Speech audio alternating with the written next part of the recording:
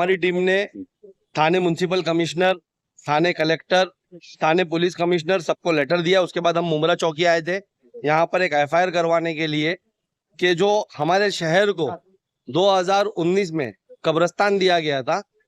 अब जब हमने उसकी माहिती निकाली है कंटिन्यूसली, आपको पता होगा उसके हम विरोध कर रहे थे कि वहां पर कब्रिस्तान नहीं, वहाँ स्लाटर हाउस की जगह है और कब्रिस्तान की जो जगह है वहां कब्रिस्तान दिया जाए। लेकिन यहाँ के जो स्थानीय एमएलए थे उस वक्त के जो अधिकारी है उसे मिल करके उन्होंने स्लाटर हाउस की जगह पर कब्रिस्तान दे दिया।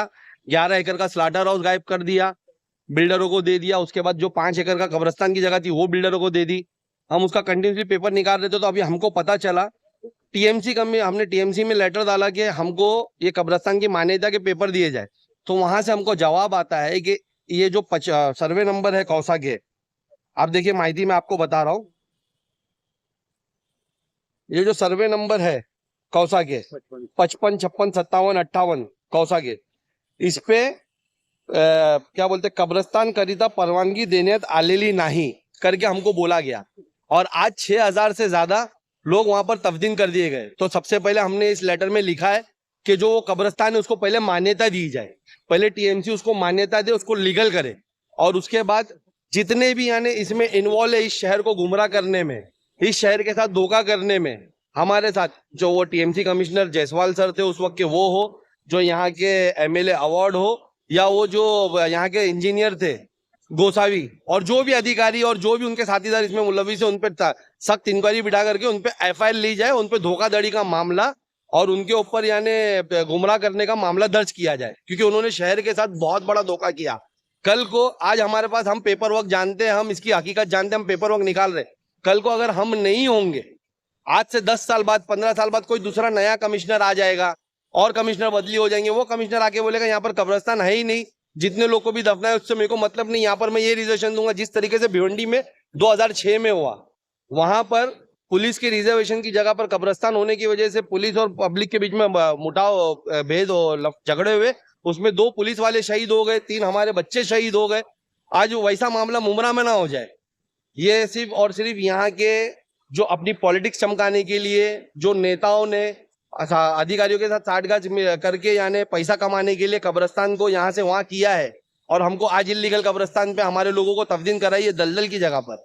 उन पे इंक्वायरी हो, उसको दुरुस्त किया जाए, पूरा वो कब्रिस्तान सही से बनाया जाए, भरनी की जाए, और उसके बाद यानी उसको मान्यता दी जाए। ये मांगने उनकी पार्टी के नजीमुल्लाह है, उन्होंने भी कहा था प्रेस कॉन्फ्रेंस में कि जो कब्रिस्तान की जमीन है वो शिफ्ट की गई है, मतलब उनके ही लोग बोल रहे थे। उनके लोग, देखिए पहले तो मैं आपको बताऊं कि नजीमुल्लाह है कौन। ये आज से 6 महीना साल भर पहले तो साथ में बैठ करके घूम रहे थे, साथ ही में रहते थे, साथ ही में खाते थे, साथ ही में पीते थे। उस टाइम पे जब ये हेर फेर हो रहा था तब कहाँ थे वो? आज उनका स्टेटमेंट देने के क्या मायने? हम तो पेपर वर्क कर ही रहे ना हमारे शहर के लिए, हम तो बोले। आज वो आकर के ये देखिए कि सिर्फ सत्ता की लालच में, आज सिर्फ सरकार का थोड़ा बहुत हेर फेर हुआ है ना, तो ये एक मेक पे अभी अपने राज खोलने पे आ गए।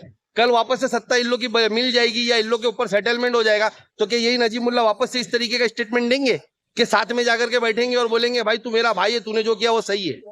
ये आवाम को समझना पड़ेगा। अधिकारी कौन कौन थे इसमें शामिल? देखिए इसमें जो अधिकारी थे मैं आपको बताऊं, मैंने उसमें लेटर में मेंशन किया है। आप देखिए हमारे शहर के लोग पूरी तरीके से विरोध कर रहे थे उस कब्रिस्तान का, कोई भी उसे लेने तैयार नहीं था। तो पहले तो ये जो गोसावी है ये कोई अथॉरिटी पर्सन नहीं होता, इसने एक लेटर दिया और ये बोला कि वहां कब्रिस्तान चालू की जाइए, उसकी साइन है, इस पे एफआईआर हो। उसके बाद जो यहाँ के स्थानीय एमएलए है और उनकी टीम है, उन्होंने एक कुल जमात करके यानी एक फर्जी कुल जमात करके फॉर्म करी और उसके तहत अपना सत्कार समारोह रखा। आप देख सकते किस तरीके से वो सत्कार समारोह हुआ था। ये उन लोगों ने अपना फैसिलेशन रखा और वहां पर कमिश्नर खड़े होकर के लोगों को किस तरह गुमराह करते हैं, मैं उनका स्टेटमेंट सुनाता हूं आपको, मैंने वो मेंशन किया है इसमें। वो वहां पर स्टेज पे खड़े होकर के टीएमसी कमिश्नर बोलते हैं, आप लोग के न्यूज पे भी वीडियोस है उसकी, जो 2 रिजर्वेशन थे स्लाटर हाउस और जो नॉन सीआरजेड एरिया में था, और कब्रिस्तान का रिजर्वेशन जो सीआरजेड एरिया में था, उसको हमने एक दूसरे के साथ इंटरचेंज किया है। और इंटरचेंज करने की वजह से जो कि आयुक्त का पावर है वो मेरे अधिकार में आता है, इस तरीके का झूठ वो स्टेज पे से बोल रहे थे। मैं अपने अधिकार में कई पावर यूज करना है, तो मुझे लगता नहीं कि शहर से कोई भी शख्स ऐसा जन्म लिया है जो मुझे अपने पावर का इस्तेमाल करने के लिए रोक सकता है। लोगों को इस तरीके का स्टेटमेंट देकर के पूरी तरीके से गुमराह किया गया। कि मैंने उसको इंटरचेंज किया, मेरे पास पावर है, जबकि उनके पास ऐसा कोई पावर ही नहीं था। ऐसा कोई पावर आयुक्त के अंडर में नहीं आता कि वो रिजर्वेशन जो यूडी से आया हो उसके अंदर वो चेंजेस ला सके। बहुत बहुत वो गेट के चेंजेस ला सकते, डोर के चेंजेस ला सकते, इस तरीके के चेंजेस वो नहीं ला सकते। उन्होंने झूठ गुमराह कहा, वो स्टेज पे एमएलए ने उनको बुला करके खुद उधर से भाषण दिया, उसने गुमराह किया, न्यूजों के जरिए गुमराह किया गया। और उसके बाद आज ये जो आया है ये, तो हमने ये मांगनी की है कि सब टीएमसी के जितने कमिश्नर, टीएमसी कमिश्नर उस वक्त के जायसवाल, यहाँ के मौजूदा एमएलए और उनके साथीदार, वो गोसावी और जो अधिकारी इसमें मुलविस है, उन सब पे इंक्वायरी करके एफआईआर हो। पहले तो इसको मान्यता दी जाए। देखिए हम वापस से कह रहे हैं, हमारी मांगनी आप पढ़िए, हमने साफ तौर पे कमिश्नर को लिखा है, हमने हमारे लेटर में लिखा है कि सर इसके अंदर कब्रस्तान मध्ये आतापर्यंत 6000 पक्षाचे जास्त लोक दफन करण्यात आले आहे आणि आता टमापाकडून माहिती मिळत तिथं कब्रस्तान करिता परवानगी नाही देण्यात आली आहे। तरी महोदय येथील नागरिकांबरोबर खूप मोठा धोका होत आहे, त्याकरिता माझी आपल्यास विनंती आहे की धोकाधडीमध्ये लोकांचे संबंध आहे त्यांच्या कोटावर कायदेशीर कारवाई करून त्यांच्याकरिता गुन्हा दाखल करण्यात यावे आणि सदर ठिकाणी कब्रस्तान करिता ठाणे महानगरपालिकाकडून सितर परवानगी देनियात यावी, ये नर्म विनती। हमने उनसे रिक्वेस्ट की है कि पहले इस पे आप इसको मान्यता दो। जो हमारे लोग तब्दील हो गए, जिन लोगों के भी घरों से महरूम तब्दील है, उनको इंसाफ किया जाए और वहां पर अभी मान्यता दी जाए। और इस पे इंक्वायरी बिठाई जाए कि 11 एकड़ का स्लाटर हाउस कहाँ गया, वो 5 एकड़ का कब्रस्तान कहाँ गया, और जो लोग इसके कमीशन खोरी में और चोरी में इन्वॉल्व है उन पे सख्त से सख्त कार्रवाई। पुलिस ने क्या किया, आपको आश्वासन दिया है? अभी सीनियर सर ने मुझसे पूरे पेपर लिए हैं, उन्होंने मुझसे कहा कि मैं अभी तत्काल एफआईआर इस पे ले नहीं सकता, ये बड़ा मामला है। मैं उस वक्त वो मौजूद नहीं थे जब ये सब हुआ, वो अभी आए हुए। बोले मैं इसकी हर एक डिपार्टमेंट से जो लेटर्स है उसकी इंक्वायरी करूंगा, मैं पेपर मंगाऊंगा, सब मंगाऊंगा, और इसमें जो भी इंक्वायरी होगी मैं करके जो भी दोषी होगा उस पर मैं सख्त से सख्त कार्रवाई करूंगा। एफआईआर की मांग कर क्या लगता है, अभी एफआईआर होगा? देखिए हम लोग यहाँ उससे पहले आपके ऊपर एफआईआर कितने हो गए? देखिए वो तो मेरे पे यानी एफआईआर, आपको पता है कि जब आप यानी हक के रास्ते पे निकलोगे, सच के रास्ते पे निकलोगे तो कुर्बानी आपको देनी होगी। इससे पहले भी हमने जब इसका सवाल उठाया था तो हम पे केसेस बने थे। आज भी हम तैयार है, शायद हम वापस से सवाल उठा रहे, आज हम शहर में मान्यता मांग रहे, तो शायद फिर इनको मिर्ची लगेगी, अपने पावर का इस्तेमाल करके एडमिनिस्ट्रेशन को यूज करके केस करेंगे, फिर हो सकता है मुझे तड़ीपार करेंगे। लेकिन मैं उसके लिए तैयार हूँ, मैं गलत नहीं, हम गलत नहीं है, हम सच के साथ खड़े रहेंगे। ना हमको कोई डरा सकता है, ना खरीद सकता है, ना झुका सकता है। हम हमारे शहर के हक की लड़ाई लड़ते थे, लड़ते हैं और लड़ते रहेंगे। से भाई कुछ दिन पहले मीडिया के द्वारा जो कौसा जामा मस्जिद है, कौसा जामा मस्जिद है, उसके ट्रस्टी ने भी आरोप लगाया था कि ये जो एमएमएलए का जो कब्रस्तान है वहाँ पे साइन करने के लिए 25 लाख का उनको ऑफर किया गया था, पर उन्होंने ऑफर मना कर दिया। क्या कहेंगे इसके बारे में? देखिए यही सब सच सामने अभी निकल कर आ रहे हैं ना। जब तक ये टीएमसी कमिश्नर यहाँ पर मौजूद थे, जब तक ये अधिकारी मौजूद थे, अब ये रिटायर हो गए, तब तक हम शहर से, मैं क्या और भी सब लोग हैं, और भी यहाँ के शहर के सोशल एक्टिविस्ट से, ये लोग आरटीआई से जवाब मांग रहे थे, लेकिन किसी जवाब नहीं मिल रहा था। अब लोगों को जवाब मिलना शुरू हो गया है। अब इस तरीके की बातें बाहर आएगी। और जैसा रहा 25 लाख देने की सवाल, तो देखिए ये इसीलिए तो दिया जा रहा था ना कि वहाँ कब्रस्तान की जगह ही नहीं है।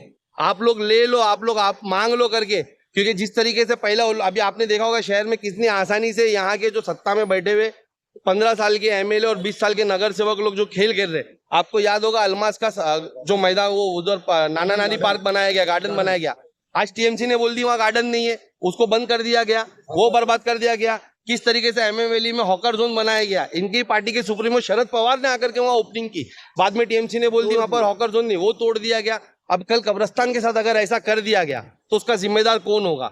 ये सब चीजें तो चलो ठीक है भाई, बनाई और तोड़ दी गई, लेकिन वहां तो तब्दील हो चुकी है, वहां तो हमारे मरूमों को यानी दफना दिया गया है, उनका क्या करोगे आप लोग? तो ये चीजें हैं, इस पे यानी अभी मुझे याद है कि मैंने 1 हफ्ता हो गया, मैंने ये बातें रेस करी है।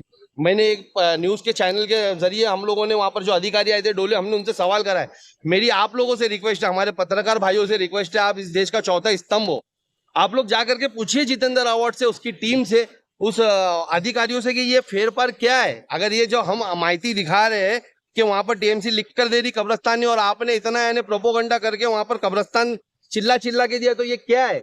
इसका जवाब आप लोग भी मांगे। मेरी आप लोगों से रिक्वेस्ट है मेरे भाई, मैं आपसे हाथ जोड़कर अपील कर रहा हूं कि आप जाइए और वहां पर उससे सवाल करिए कि लोग जानना चाहते कि जो लोग दफदीन हो गए, वहां पर दफना गए आप लोगों की वजह से, उनका कौन यानी जिम्मेदार होगा? अगर कल कोई खेल हो गया भिवंडी की जैसा हमारे यहाँ पर, तो आलम भाई क्या कहना चाहेंगे इस मामले पर, आपका क्या कहना है? अस्सलाम वालेकुम रहमतुल्लाहि व बरकातहू।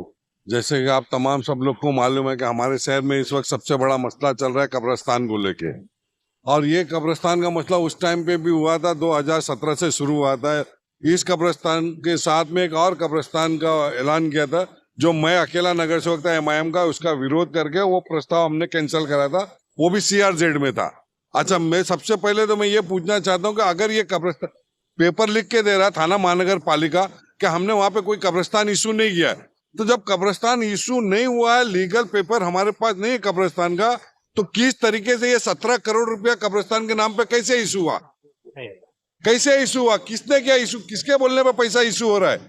ये शहर के आम लोगों का टैक्स का पैसा क्यों बर्बाद कर रहे हैं? हमारी मांग ये कि इस कब्रिस्तान को लीगल किया जाए। उसकी वजह ये कि आपको बताया, भी हमारे अध्यक्ष ने बताया कि भिवंडी में एक केस हो चुका था, इन फ्यूचर हम नहीं रहे, या और उसके बाद इसी तरीके कोई दूसरा कमिश्नर आता, और उस जमीन के ऊपर जब लीगल वहां पे लिखा हुआ ही नहीं कि कब्रिस्तान नहीं इशू है, कोई जमीन वो पड़ी है, तो कमिश्नर वहां पे कोई भी चीज अलर्ट कर सकता है। अब जब वो अलर्ट कर देगा तो फिर ये जो हमारे दफन हुए जो महरूमीन है उनका क्या होगा? तो फिर कहीं ना कहीं एक हादसा ऐसा न हो जाए जो भिवंडी में हुआ, उस तरीके के हमारे शहर में रहने वाले लोग, उस टाइम के जो लोग रहेंगे, तो वो हो सकता है कि आमने सामने आ जाएंगे। तो हमारी यही मांग है कि आप इसको जितने जल्दी हो सके हमको लीगल करके अगर देते तो ठीक है, नहीं तो हमने पेपर में मांग नहीं की है कि जो इस कब्रिस्तान को इशू करा ला के दिया था शहर के अंदर, उनके ऊपर FIR किया जाए। हमारे अध्यक्ष ने बोला जिस तरीके की मांग हुई वो होना चाहिए। ये शहर के मसले, इसमें कोई राजनीति MIM नहीं करी, यहाँ एकदम सारा शहर जा रहा है, सारे लोग पार्टी के जा रहे हैं, सबको मालूम है कि इसके अंदर लीगल अभी तक नहीं मिला ये कब्रिस्तान। तो वो हमारा एक ही मुद्दा है कि हमको वो कब्रिस्तान लीगल करके कितने दिन में देते हैं। ये जो आमदार और जो अधिकारी लोग ने इस कब्रिस्तान को चालू करवाया था, कौसा जामा मस्जिद के ट्रस्टियों को खड़ा किया था, तो हम तो यही कहते हैं, आप लोग से भी ये कहते हैं कि आप उन लोग से पूछो कि आप इस कब्रिस्तान को लीगल करके कब देंगे, या तो इनलीगल रहेगा। जब इनलीगल है तो फिर ये कब्रिस्तान है ही नहीं हमारे शहर को, तो हमारा जो कब्रिस्तान का रिजर्वेशन प्लॉट तो वो हमको दो। हम तो यही चिल्ला रहे थे ना कि जहां हमारा प्लॉट है, जहां हमको कब्रिस्तान अलॉट है, वही कब्रिस्तान को बनाया जाए। लेकिन बिल्डरों को फायदा कराने के लिए ये तमाम खेल हुआ है। आपको सबको मालूम है कि हमारा सेलेटर हाउस कहां से कहां चला गया, हमारी कब्रिस्तान कहां से कहां चली गई, सब जानता है, पूरा शहर जानता है, लेकिन लोग खामोश पड़े। हम तो पत्रकार भाइयों से कहते हैं कि आप उठाए इस मुद्दे को। देखो ये शहर, इसमें दफन आप भी होंगे, आपकी परिवार भी होगी, हमारी भी परिवार यहाँ ही दफन होगी, कोई बाहर नहीं जाने वाला है। तो मैं तमाम पत्रकार भाइयों से भी गुजारिश करता हूँ कि इस शहर के जो बड़े जिम्मेदार, जो ठेकेदार है इस शहर के डेवलपमेंट के, उससे आप सवाल करिए इस चीज का कि कब वो करके देते हैं लीगल कब्रिस्तान।